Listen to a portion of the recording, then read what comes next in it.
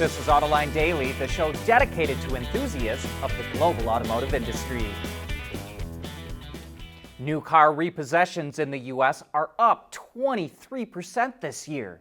High interest rates, inflation, and higher car prices are squeezing some consumers enough that they're skipping car payments. Cox Automotive says buyers' budgets are being squeezed at the same time that car payments are soaring. And Edmunds says the average interest rate for a new car is 7% and 11.5% for a used one. That translates to average monthly payments of $739 for new cars and $549 for a used one. A big problem is subprime lending. Fitch Ratings says the percentage of subprime borrowers who are at least 60 days late was 5.6% in June, just slightly down from the record set in February. When the Biden administration added 100% tariffs to imported EVs from China, it left the door wide open for Chinese cars and parts that are made in other countries. And as we reported yesterday, 29 Chinese suppliers are investing $7 billion into Mexico to make parts that they hope to also ship to automakers in the U.S. To close at least part of that loophole, the Commerce Department is likely to impose limits on connected cars and software technology made by Chinese automakers, no matter where the vehicles are made. Connected cars have internet access that allows them to capture and upload a lot of information it gets from the car itself, from the onboard cameras, and from devices paired to the car. And the Commerce Department says that poses a national security risk and is working on rules to prevent Chinese connected car tech from being sold in the U.S. The European auto industry is going through tough times, and here's two stats that help tell the story. The EU has a population of almost 450 million people, and last year's sales of new cars, trucks, and vans hit 10 million units. Compare that to the U.S., which has a population of almost 335 million people, or 115 million less. But last year, new vehicle sales in the U.S. hit 15.5 million, which is significantly higher. In recent times, almost as many new vehicles were sold in the EU as the U.S. But the European market never recovered from the COVID pandemic, and now we're starting to see the consequences. In a move that would have been unheard of just a few years ago, French supplier Valeo wants to sell 2 manufacturing plants and an R&D center in France, which collectively employ about 1,000 people. Last week, we reported that Audi is looking to close an assembly plant in Belgium, and car production in Italy is down 36% so far this year. We think this is just the tip of the iceberg and that we'll see a lot more layoffs and plant closings coming over the next few years. CDK paid way more for the cyber attack that took out its dealer software management system than we expected. Initially, when the attack first happened in June, Bloomberg reported that CDK was ready to pay millions of dollars, but it was really tens of millions of dollars. CNN reports that it paid the hacker group Black Suit roughly $25 million by sending it about 387 Bitcoin. That was then split up and moved around, following a common path of money laundering. Intrepid's NeoVi Pi, allowing automotive engineers to interface, capture, and monitor vehicle data using Raspberry Pi.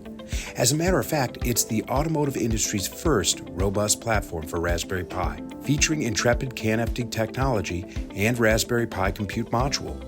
The NeoVi Pi is designed for automotive environments, allowing use with relative power ranges and applications.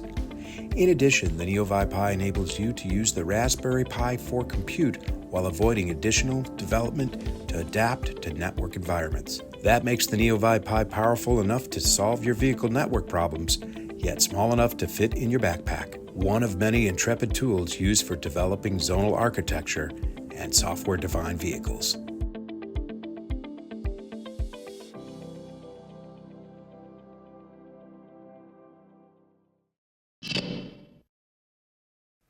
Could concern over battery life become a thing of the past? CATL says its long service life battery, likely its LFP pack, employs technology like low lithium consumption and a self-repairing electrolyte to help extend the life of the battery. In fact, it claims the packs can last up to 16 years or 2 million kilometers, which is over 1.2 million miles. Knowing a battery could last that long could make a used EV more attractive. But to be fair, CATL's battery warranty is about half of its claims at 8 years or 800,000 kilometers or about 500,000 miles. But that is still quite good. Tesla is also looking at ways of extending the life of batteries with a manganese-rich cathode material, which are cheaper, have a high voltage, and a lower environmental impact. However, they would degrade fast. But Electric reports that Tesla filed a patent for doped manganese-rich cathode active materials that provided better capacity retention in tests. The amount of charge and discharge cycles was pretty low, so more work will need to be done before we see an EV powered by one of these batteries. But speaking of Tesla, we saw it's offering a couple of accessories for the Cybertruck that are kind of interesting. It must have found out that owners were damaging the tailgate when transporting things like a bike because there's a new tailgate shield. It wraps around the entire tailgate with straps and features large pads to protect it from things like strikes or scratches, as well as loops on the backside to fasten stuff to. That includes new tailgate jump seats with enough loops to put 3 seats set side by side. And when you're not using them, they zip up into their own little pouch. Fisker sold its remaining Ocean inventory for a fraction of its original price. The electric SUV originally sold for $39,000 to $70,000, but a bankruptcy court judge just approved the sale of 3,300 Oceans for as much as $46.25 million. That's going to American Lease, a company that leases vehicles to Uber and Lyft drivers in New York. The judge said the vehicles, quote, in reasonably good working order, can be sold for as much as $16,500. But Oceans requiring at least $5,000 in repairs can be sold for as little as $2,500. Fisker filed for bankruptcy last month because it ran out of cash, and it's making this deal to clear out its remaining inventory. Well, good news for Volkswagen and BMW. The European Commission is considering lowering tariffs on the automakers' imported Chinese-made EVs. BMW builds electric Minis, while VW produces the Cupra Tavascan EV in China. Those models were automatically slapped with the highest 37.6% tariff because they weren't included in the EU's investigation into imported Chinese-made EVs. But now the EU is considering lowering the tariffs for the Minis and Cupra to 20.6%. However, a final decision isn't expected until later this year. 3 years into its product cycle, the Cadillac Escalade is going through a major refresh. There are some minor exterior styling changes, including a bolder front end with different lighting. But the real upgrades come inside the vehicle, including a massive 55-inch display that stretches from pillar to pillar like the Celestiq. About 63% of that display is for the driver, with the remainder for the front passenger, who can look at content that would otherwise distract the driver. Another novelty is radar sensors built into the doors that can open at the touch of a button or via the central display. The radar prevents the doors from hitting something or someone. Super Cruise, GM's hands-free driving system, is now standard, as is the latest version of its magnetic ride control suspension. Power continues to come from a 6.3-liter V8 with 420 horsepower, while the V-Series adds a supercharger that bumps that up to 682 horses. By the way, Cadillac says it will increase production of the V-Series when the refresh model goes on sale later this year. Earlier in the show, we talked about CATL making a battery that can last for 2 million kilometers. Well, would you be interested in new brake technology that prevents the rotors from wearing out? That will be one of the topics on Autoline After Hours, when Gordon Heidecker from Pure Forge will be on the show to talk about their metallurgical treatment that can make rotors last for the life of a car. Alan Amici from the Center for Automotive Research will also be on the show, So be sure to tune in tomorrow.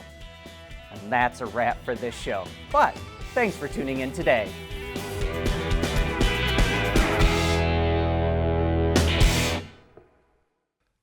Autoline Daily is brought to you by Bridgestone, solutions for your journey.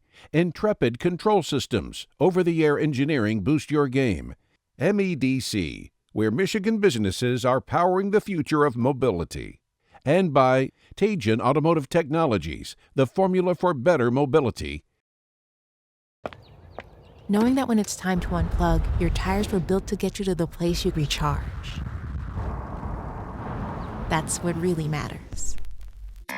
Bridgestone Turanza EV tires with a 50,000-mile limited warranty.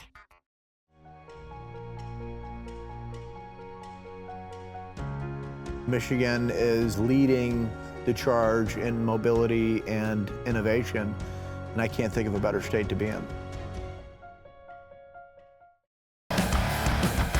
There's nothing wrong with heavy metal. Hey, lighten up. But with world-class composite material, Tejan Automotive Technologies makes vehicles lighter, safer, and more eco-friendly.